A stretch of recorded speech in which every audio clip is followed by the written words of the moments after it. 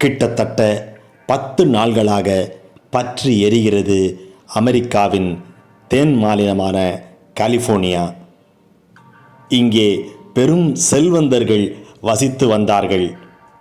அவர்கள் அனைவரும் இன்று வீடு இழந்து, சொத்து இழந்து, வீட்டில் உள்ள பொருள்கள் எல்லாம் இழந்து எங்கெங்கோ அகதிகளாய் திரிகிறார்கள்.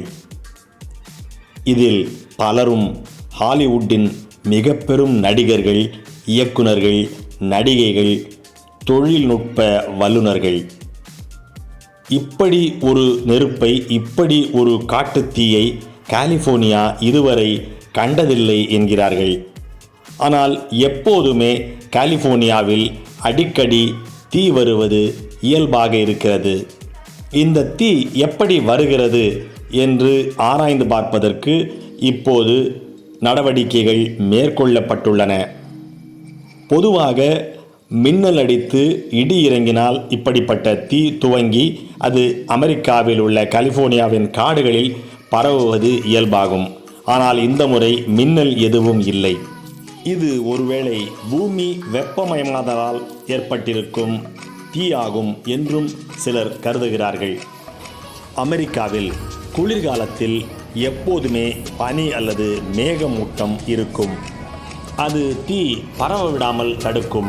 ஆனால் இந்த முறை அந்த மாதிரி எந்த மேகமூட்டமோ அல்லது பனிமூட்டமோ இல்லாமல் போனது இவர்களுக்கு துரதிர்ஷ்ட வசமாகியுள்ளது. இயற்கையின் இந்த நெருப்பால் எத்தனையோ ஆயிரம் ஹெக்டேர் நிலங்கள் எரிந்து சாம்பலாகியுள்ளன. உலகம் முழுவதும் அமெரிக்கா பல நாடுகளில் குண்டு போட்டிருக்கிறது. ஆனாலும் கூட இவ்வளவு நாள்களாக எந்த நாட்டிலும் அவர்கள் போட்ட குண்டு எரிந்ததில்லை. இயற்கை வைத்த நெருப்பு இன்றும் எரிந்து கொண்டிருக்கிறது. இது அமெரிக்கா செய்த பாவத்தின் கர்ம பலன் என சிலர் கூறுகிறார்கள்.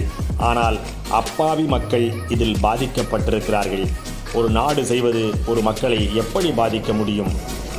வியட்நாமிலும், ஈராக்கிலும், ஆப்கானிஸ்தானிலும் அமெரிக்கா குண்டு போட்டு எத்தனையோ நகரங்களை அழித்திருக்கிறது. ஆனால் எந்த குண்டும் இல்லாமல் இயற்கை வைத்த நெருப்பு இன்று அமெரிக்காவின் தென் பகுதியை விழுங்கிக் கொண்டிருக்கிறது.